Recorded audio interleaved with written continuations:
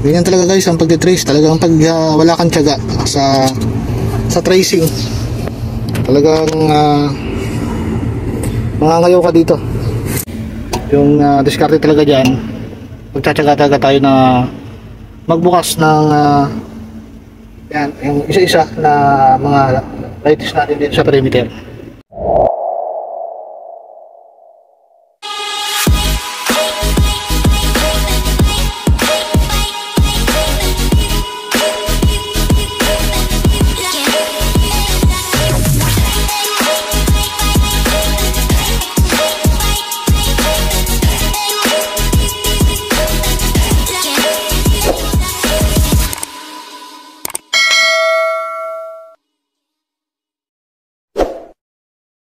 Magandang araw mga idol, for today's video ay susubukan kong mag-trace dito sa likod ng bahay ng amo ko, dahil ito na lang yung circuit na nag-trip sa panel board, kaya samahan nyo ako ngayong umaga upang makita kung paano mag-troubleshoot dito sa perimeter slide. At ngayon ay uumpisahan kong buksan dito sa huling ilaw, dahil kailangan kong isa-isahing buksan upang makita ko kung alin sa mga ilaw na ito ang sanhi ng shorted. Kailangan talaga na maging matyaga ka sa pag-troubleshoot dahil sa dami ng ilaw na naririto.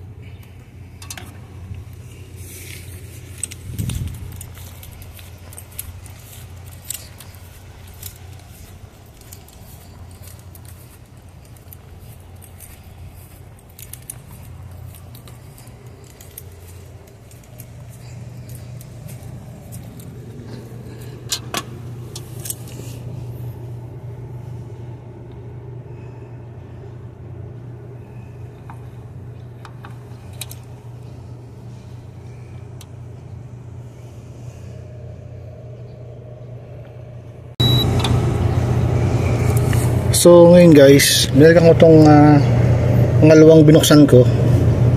Tapos yung pangatlo na binuksan ko doon, ng isang perimeter lights, pinaghiwalay ko muna yung line 1. So dito binalikan ko itong pangalawang binuksan ko.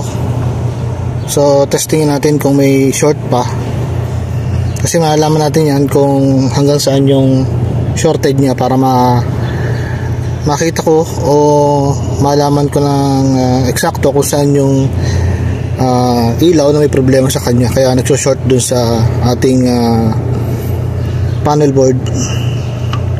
So yan, lagay ko sa neutral at saka dito sa line 1. So wala yung isang linya, yung papunta dun sa kabila. Yun, wala. Kanina doon nang binuksan ko, shorted, so nang binuksan ko. So dito, pagkatapos ko hiwala yung wire ng pangatlo, yung linya. So dito naman tayo. So dito wala yung papunta ron. So yung dito naman, yung papunta naman dito sa ating kanan.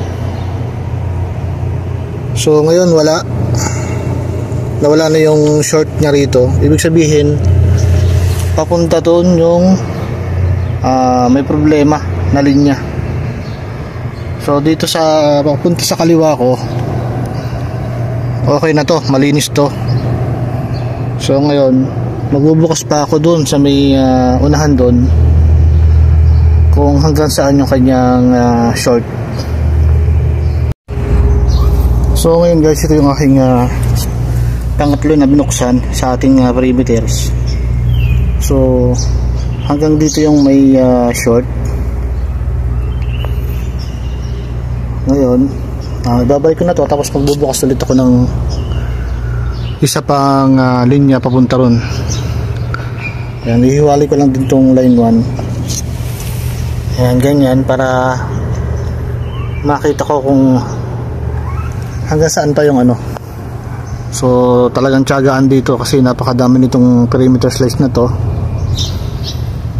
Ayan, kailangan kong isa-isahin yung ilaw na yan para malaman ko kung saan dito yung nagso-shorted.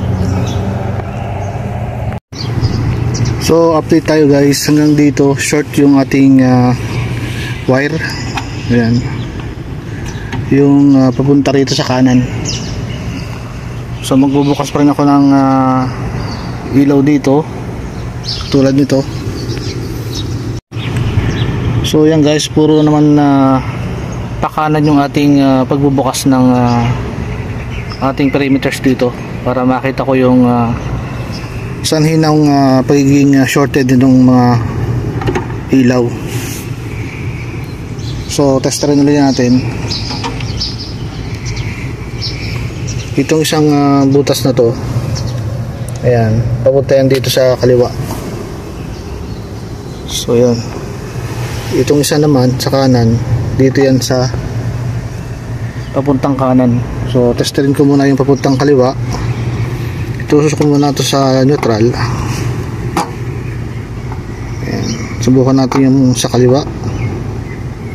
Ayan, yung sa kaliwa wala siyang shorted. Dito sa papuntang kanan, yan, mayroon siya shorted yung ating wiring sa kanan dito. So ngayon hindi ko muna ito ikakabit, kaya ko muna siyang nakahiwalay na ganyan para malaman ko kung hanggang saan yung kanyang shorted. So takpan ko lang yung cover kasi nakapatay naman to sa circuit breaker. So yan guys, nilagyan ko na siya ng tape, pinakamarking natin para hindi natin makalimutan na dito yung wire na pinaghiwalay ko. So ibabalik ko na lang to pagka nakita ko na yung nagso-short. Ayan, pagka-troubleshoot ko na itong mga ilaw na to. So sa ngayon hindi ko muna siya pinagsama yung ating line 1. Binalik ko lang itong cover, tapos mag-open naman ako dito sa may unahan dito. So yun ngayon guys, dito naman ako sa medyo gitna kasi doon ako galing. Ayan, andun yung huling binuksan ko, pang-apat na ilaw na binuksan ko. Tapos dito naman ako magbubukas sa gitna. Pag hindi ko pa rin nakita rito, doon naman ako mag-open sa dulo. Yun, doon sa may corner. So ngayon buksan ko ulit ito para paghiwalay nila yung line 1, yung kulay red na wire, kasi yun yung shorted. So buksan ko na to guys.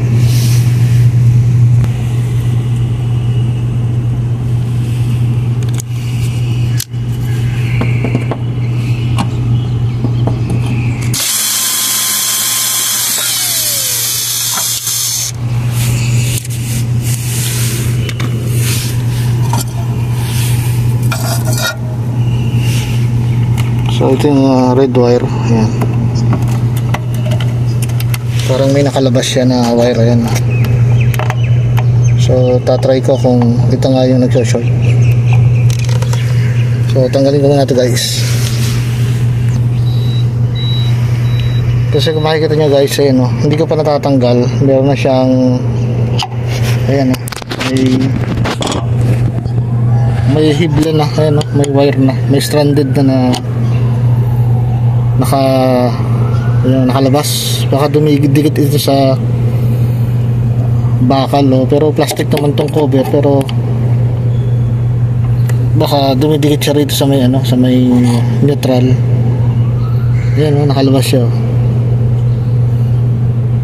So tanggalin ko muna guys.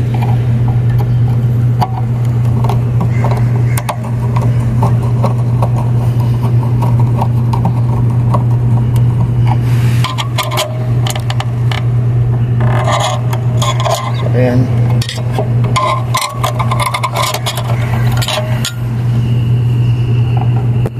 So ito yung papuntang kanan, ito yung papuntang kaliwa. Ayan. So test ulit natin guys.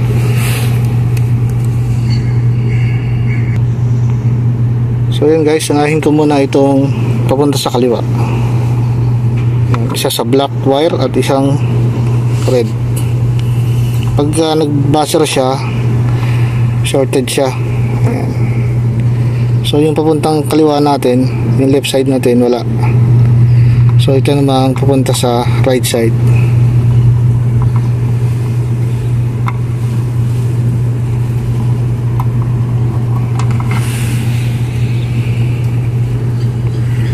Parang hindi na siya nagbabuzzer.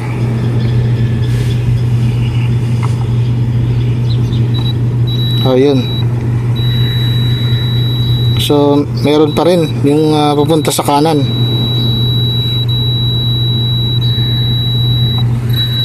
Ayan,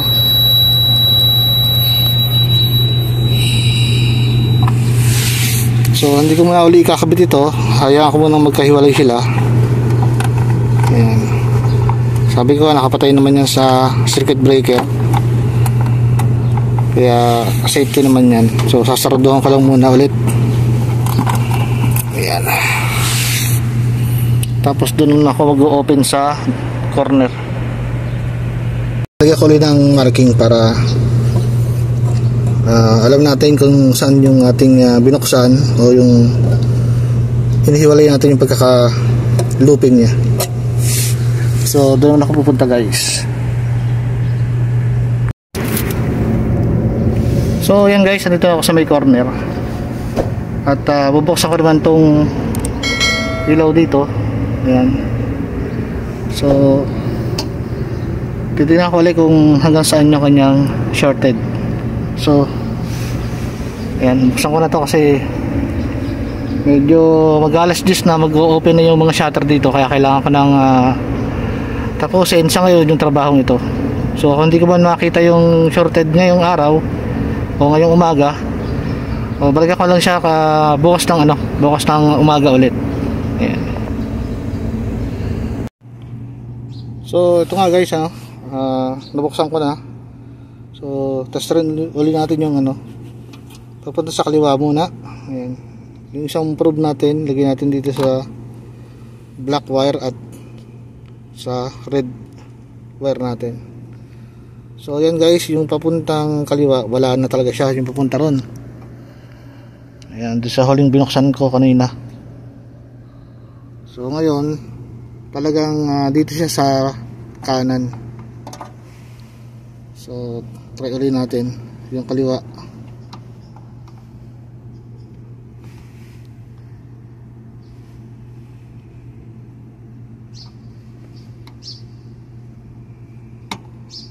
Ayan, wala siya. Itong kanan.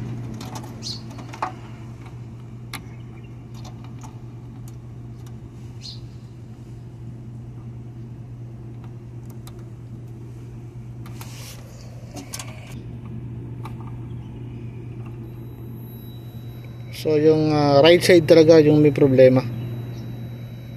So pre na yung doon, pre na siya shorted. So yung dito naman, ayan, pupunta rito. Nakita nyo, nagso-shorted siya.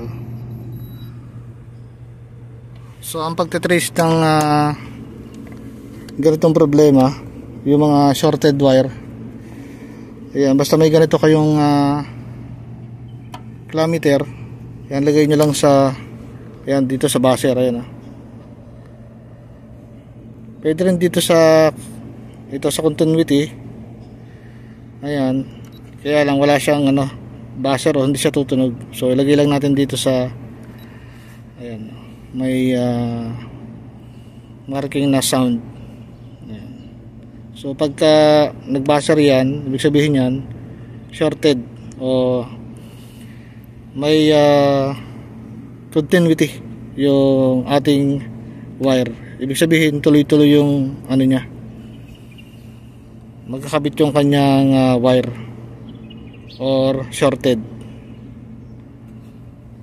So yan, takpan ko dito, kaya ko lang siya na magkahiwalay, tapos lipat na ako doon sa kabila. So baka ang buksan ko na lang yung doon sa medyo gitna. So zoom natin guys, yan, baka yun naman ang buksan ko. So yan guys, update ko kayo pagka nakalipat na ako doon sa ilaw na yon. So yan guys, andito na ako sa bagong bubuksan kong perimeter light. So doon tayo galing guys. Ayan. So ito naman yung titingnan natin. Kailangan ko muna buksan para malaman natin kung dito na ba yung pinaka source ng kanyang pag-short.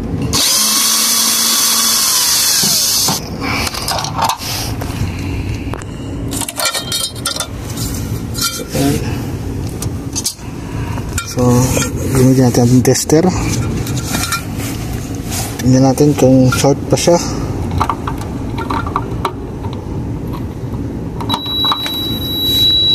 Ayan guys, kung nakikita nyo, shorted pa rin siya.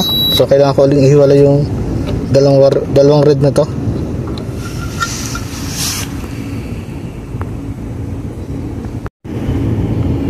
Ito guys, tanggal ko sa kanyang connector. So ito yung pupunta sa kanan. Ayan, ilang piraso na lang to, bali 4. So baka sakaling masosolve ko yung problema ngayon. So testerin ko muna yung kaliwa. Yan, isa sa black, tapos isa sa red. So okay na yung ating left side. So dito naman tayo sa right side. So ibig sabihin guys, itong red side na to, ayan, andito pa yung problema. So kailangan ko pang buksan tong 4 na to. So ang gagawin ko, unahin ko muna yung dulo.